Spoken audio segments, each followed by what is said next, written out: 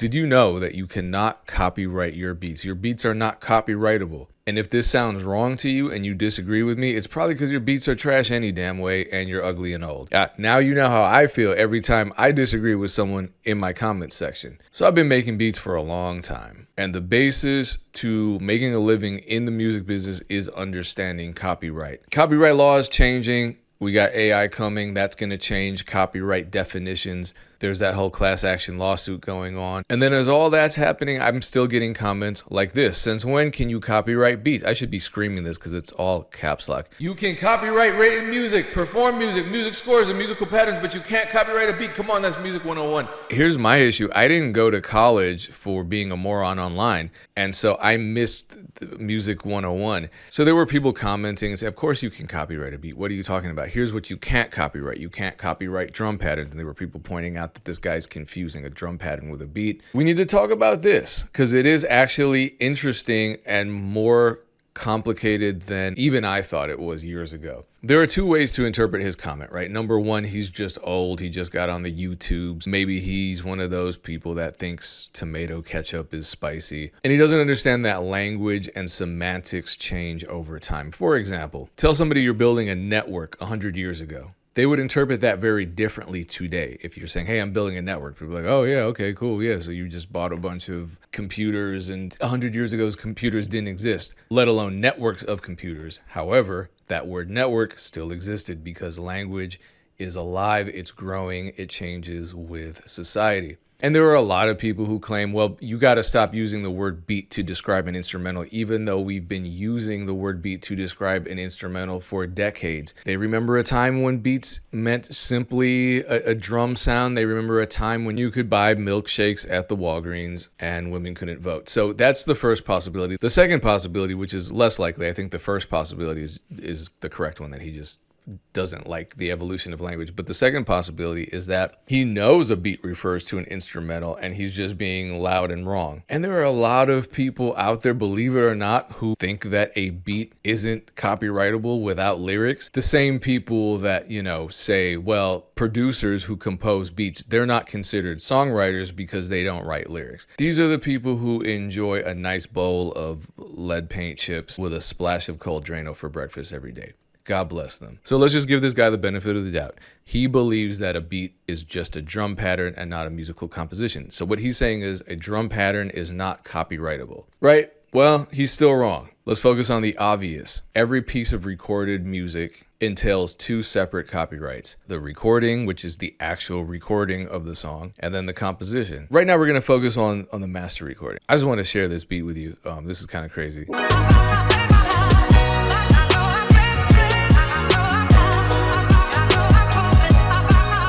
I don't know. I like that beat. That's a beat that we made in the Discord. So if you want to collab with me on similar beats, I drop sample. That's an original sample. That's not a sample that needs to be cleared. I'm dropping the link to the Patreon. The person that I collabed on that beat with is just a $5 member. Like 10 minutes before I started recording this video, I dropped another collab idea on the Discord. So shout out to the people there. Shout out to all the members of the Patreon. You can be one too. Let's link up and make some beats. Patreon.com/DJPayne1. The link is below as well. Back to the video. So if I record myself playing the drums, or if I program drums in my DAW and bounce it out as a WAV file, I have a recorded piece of music fixed in tangible form. It's an audio recording. That is copyrighted. That is automatically copyrighted. And in fact, it's even bigger than that. Now, I'm on copyright.gov. People love to disagree with experts, even the federal government. All right, but look at this. Before February 15th, 1972,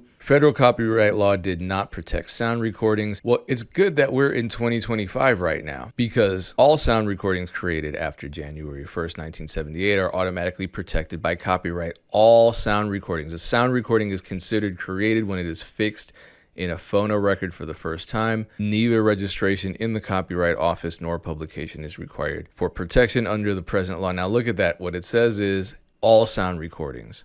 All sound recordings. That includes drums. That includes spoken word. Right here, if you record drums and just drums, just a drum beat, just a drum beat, it is copyrighted. Now let's talk about this side, the underlying composition, because people swear up and down that this copyright does not apply to drum patterns. And for the most part, I believe they're right. This is the non-recorded part of music. In other words, the notes, the rhythms, the lyrics that can be recorded over and over and over again by anybody who hears or reads them. Now, I absolutely believe, because if you Google right now, can you copyright, I'll show you right now. Can you copyright a drum pattern? What we're going to see is this: a standalone drum pattern or beat generally cannot be copyrighted. Now that's a problematic word here. Generally cannot be copyrighted. What does that mean? You go to these other areas and they'll say no, that you can't copyright a drum pattern or a drum beat.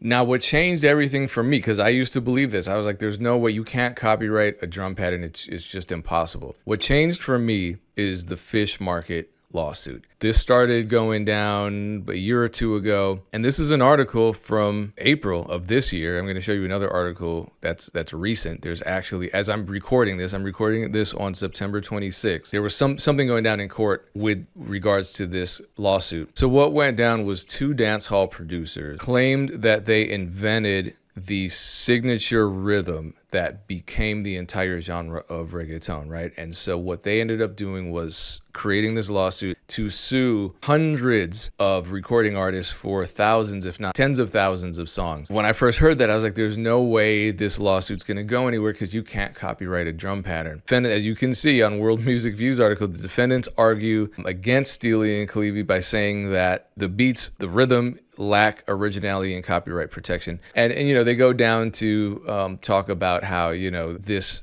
particular rhythm has existed for centuries. Yeah, they said this beat has existed for centuries in styles such as salsa, jazz, calypso, and revival church music. Here's a crazy thing. If it were so clear cut, if drum patterns simply could not be copyright protected, this case would not be dragging on for so damn long. Here it is. A court will hear the motion September 26th. That's today as I'm recording this. And it could become a turning point for how rhythmic patterns are protected or not under U.S. copyright law. Now, over here on Vanderbilt University's law school, this is why this whole lawsuit changed my perception, because it says, as the case advances into the discovery phase, and this is an older article, music industry awaits its potential ramifications, all about the originality and ownership of a drum pattern. This case already is making it to U.S. District Judge, and this is going on today, so we're going to get an update soon, I'm sure. The case hinges on technical analysis, whether the drum pattern is original, whether it's protectable, whether it was copied or sampled. That's two very different things. That's two different copyrights. There are experts involved, ethnomusicologists, forensic musicologists. This is serious stuff. And if drum patterns were simply just not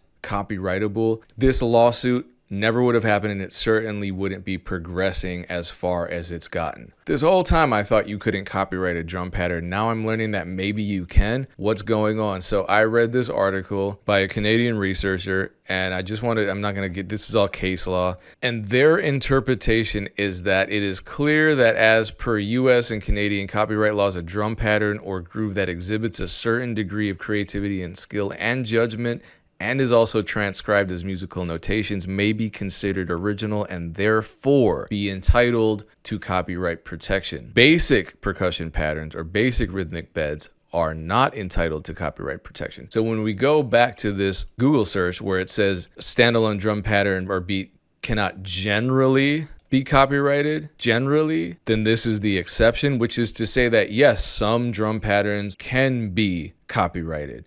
Crazy. Speaking of copyrights and underlying compositions, we're in the era of loop makers. This is related. Getting heat for just listing 3 co-composers on a loop. A lot of producers hate that. There were producers coming out saying, if I see more than 2 names on a loop, I'm not going to use it. I just want to show you why I don't even care about that. I'm not knocking any producer for their opinion on this. I'm just saying I don't care, because I've gotten placements with solo loops. I've gotten placements with productions that involved 3 people. I've made loops with 5 people and gotten placements off that. The Russ record, I played piano, bass, and like a little bit of a top line, and then there were 3 other people involved. That was 4 of us. We still got it placed. everyone was happy. But there was a whole controversy with Plies and Soulja Boy where they were fighting things in court, and Plies dropped the lawsuit. It was all over Glorilla and Megan Thee Stallion record called Wannabe, right? And when I heard it, I was like, oh, this sounds like Pretty Boy Swag. They must have just kind of flipped that melody. Good job for the original producer, G5 Kid, shout out to him. But Plies had a track that had a similar sounding beat, and so they were arguing over who actually owned that underlying composition copyright. So now that Plies is out of the picture, I'm thinking, all right, cool, then the only writers on this track should be obviously Glorilla and Megan Thee Stallion, and I don't know if they had co-writers, so maybe them, but then also Soulja Boy and G5 Kid should be involved in that too, and then whoever actually flipped that to make the beat for Glorilla and Megan Thee Stallion. So already it's a lot of writers, but when I go on Songview, there are 22 writers, and I was like, 22, how? So let's click on expand and let's look. It's a lot of people involved, a lot of people, and I'm looking at, obviously, okay, that's Soulja Boy, that's Megan Thee Stallion, that's Glorilla. Who are these other people? There are some I can't figure out the roles of. I Google them and I still don't really know because they're just kind of nondescript songwriters. Maybe they help with lyrics, I don't know. But I was surprised to see E40 and Sugar T's names on here, their government names. E40's real name is Earl Stevens. There he is. Sugar T's real name is Tanina Stevens. There she is. Well, it's because they have a song called Captain Save-A-Ho with similar lyrics. So I don't know what type of process actually went down with the legal teams on behalf of Glorilla and her label clearing all this stuff, but they got it done. 22 writers on one song. This is what really goes down in the music business sometimes. So for me, when I hear producers losing their minds over a loop pack that may have 2 or 3 producers co-composing on a single loop, I'm like, man, as long as the people are solid, as long as their terms are clear and there's something in writing, there should really be no problem here. It would be easy to work with well-established loop makers. If I'm working with a team of people that I trust, of musicians that I trust that I've worked with, I'll work with 5, 10 of them who cares? Let's just make the music sound good. Not everything can be solo, and sometimes it's fun to work with a bunch of people, and then we split it down. We make less money, obviously, but hey, maybe the song is bigger. Maybe it becomes a wannabe situation. I guess what I'm trying to say is don't be scared, but also do your due diligence and vet the people that you work with, because you never know. All right, appreciate you watching. Much success to you. Peace.